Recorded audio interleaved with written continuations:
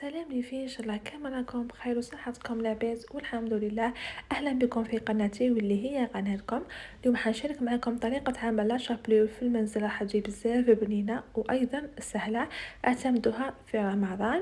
حنجيب كميه من الخبز اللي يكون عندي، انا كان عندي هذا الخبز حطيته في المجمد نهار ما نقبل. ديروا الكميه اللي عندكم ايضا حسب الاستعمال تاعكم.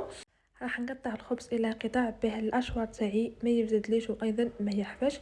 نديرو كميه بكميه ونحطوهم يعني في صينيه تدخل الى الفرن، ونحلوه 180 درجه مسبقا، وايضا نطيبوه من الفوق برك، وساعه على ساعه نحركو به اللي كان تحتها وكل يولي الفوق، وايضا يطيبنا اوكل كيف كيف ويتحمص مليح.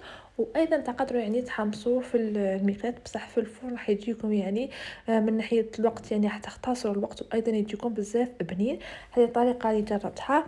وجيبوا اي حاجه تصافيو بها. اما توابل فلفل اسود، درت الكيري، ايضا درت الكزبر، ودرت فلفل احمر. هذو التوابل لهم اختياري، كاين اللي يحب يدير توابل الشاورما، كاين بصل ملحي، هذو حسب الاستعمال تاعكم. التوابل راني قلت لكم عليهم اللي هما اختياري، تسمى كل واحد واش يحب يدير، ماشي لازم تقيدي بالتوابل التاوعي.